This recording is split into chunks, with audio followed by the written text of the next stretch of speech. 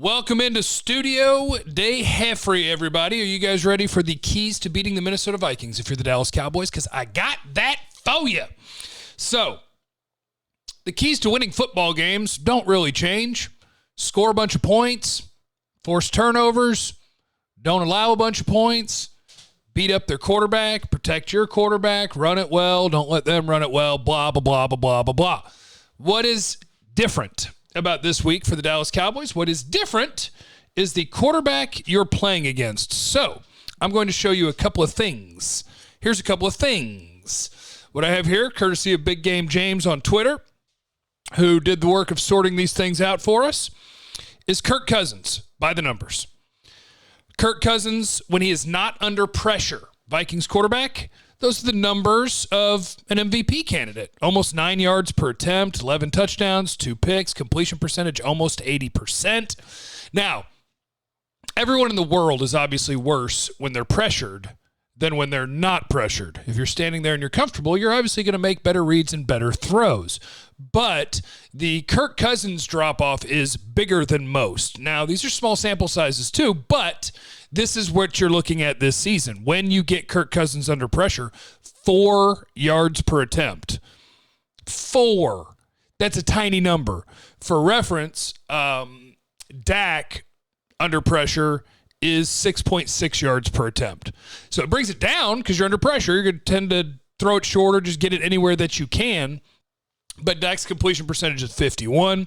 Yards per attempt is 6.6, which is kind of middle of the league. Kirk Cousins, that yards per attempt is at the very, very bottom of starters, unless you're counting, I think, Justin Fields is below him and Drew Lock is below him. But that's bad. So if you can pressure Kirk Cousins, you will be in good shape. The other graphic you have here is the Minnesota Vikings offensive line per PFF, Pro Football Focus. This is their grades. So who are the guys that are the most vulnerable to getting their quarterback killed?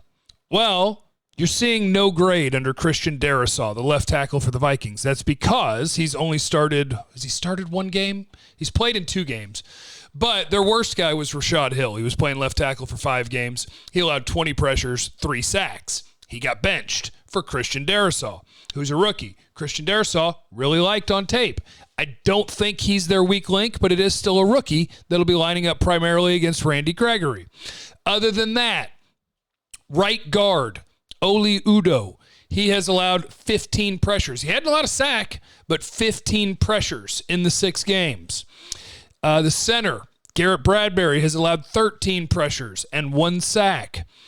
Ezra Cleveland, the left guard, has allowed 11 pressures and 1 sack. Right tackle Brian O'Neill has allowed 6 pressures and 0 sacks.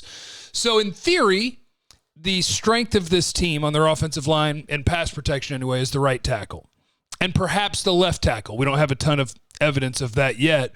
So the area to abuse them is up the middle. Now, if my main goal is to make Kirk Cousins uncomfortable, you guys know what I'm doing, right? You know what I'm doing. Micah Parsons. Full send, baby. I'm sending Micah Parsons after him. I think Randy Gregory can win a matchup against Christian Darrisaw, rookie left tackle. I think Micah Parsons can do some winning against Brian O'Neill or Christian Darrisaw.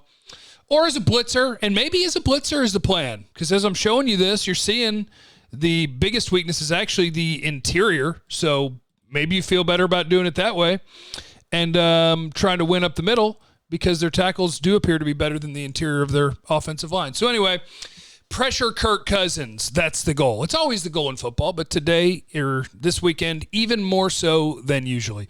And hope that he's primetime Kirk Cousins, you know? Kirk Cousins is better than people give him credit for. Just going to throw that out there. All right, time for your questions. Danny Ramirez on Twitter. I'm at JC1053. Do you keep Steele as the starter or switch to Lyle Collins? Lyle Collins. Lyle Collins, Pro Bowl level right tackle. We need to stop pretending that Terrence Steele is a Pro Bowl right tackle. He survived. He got the job done. Thank you. Good job, Terrence. It's time for Lyle Collins. The only reason that makes sense in my brain that Lyle Collins is not in Jerry's mouth and Steven's mouth and everybody's mouth, like why they're not saying, holy crap, we got Lyle Collins back. We're about to be so much better. And they're not just saying that is they have to be mad or disappointed or something in Lyle Collins because he wasn't ready to play 2 years ago, had to miss the whole year. You had the Rona year where there's uncertainty. When is it going to start? But either way, I'm sure the team is looking at it like, dude, why didn't you take care of your hip when you had an entire offseason? And now you have to miss a whole year. And then this year, fighting a suspension, which turned a 2-game suspension into 5. If I had to guess, the team is just either annoyed or is like, well, you're going to have to earn it, buddy, because Lyle Collins is really good. He's your right tackle. There's the idea that Terrence Steele has played as well as Lyle Collins plays football is absurd. And Terrence Steele's done it. He's done his job. I'm not hating on him. I like him. Team loves him. Let's see here. Can 14 replace 55 next year? 14 is Jabril Cox. 55 is Leighton Vander Esch. That would be my plan. That would be my plan.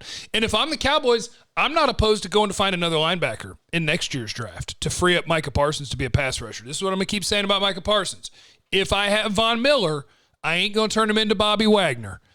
If I think you can get me 15 sacks in an NFL season, I'm not playing you off the ball primarily. I'm playing you after the quarterback primarily. But yes, I like Jabril Cox. He can replace 55.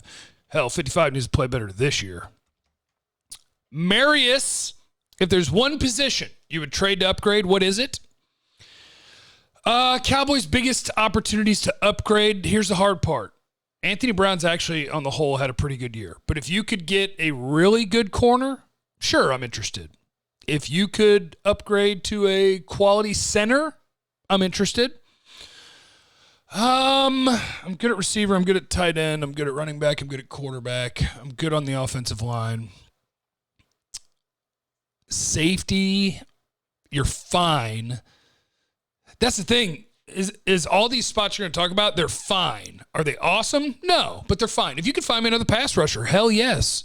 If you could find me more beef on the interior, yes. I think they should be looking. They need to look at all these teams that are awful, that are going to be sellers, and see, is there anything in here that could upgrade us for little cost? Late round picks, a player, if you feel like you have an extra player, just don't make it Lyle Collins and don't make it Michael Gallup. Brew Boy, we're on a good run right now. Is this one and done for them or sustainable for a few years, knowing we may lose our OC? What the Cowboys are doing is sustainable. The reason it's sustainable is because sustainable is determined by, I believe, two things. Sustainable is determined by, do you get good quarterback play? And do you draft well? That's the biggest things. After that, I would probably throw in offensive line.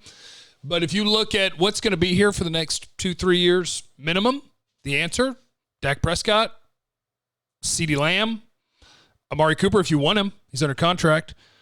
Micah Parsons, Trayvon Diggs, Osa, Golston, all of these youngsters hitting on first-round picks and second-round picks, that stuff is huge for your near future. So, yeah, unless your offensive line falls apart health-wise, yeah, what the Cowboys are doing is sustainable because their defense will be even better a year from now. Because so much of what you're relying on defensively is rookies and second year. So now they'll be second and third year. You'll still have your same offensive line. You'll have your same quarterback. You'll have your receivers if you want them. If you don't, then you can make it work in different ways. But, yeah, this is sustainable. Jeff, any chance they make a run at Xavier Howard or any corner or D-line help before the deadline? Do I think they do? I'm used to the Cowboys standing pat and liking their guys. Xavier Howard would require, I believe, some cap games. You'd have to move some money around. But I'm down for that. Could you imagine Xavier Howard and Trayvon Diggs? Boy, you would have the most wild-ass, aggressive, going after the football tandem in the league, and I am here for it. All right, team. Gotta go. Thanks for stopping by. Leave in the comments what you want to hear about tomorrow. Say hi to Baby Grogu. Is that his name? Grogu? Baby Yoda? Say hi to Luca. Say hi to Cloud Strife and the triplets. Remember, you have no idea what anybody is going through, so be cool to everyone. I love you. Bye.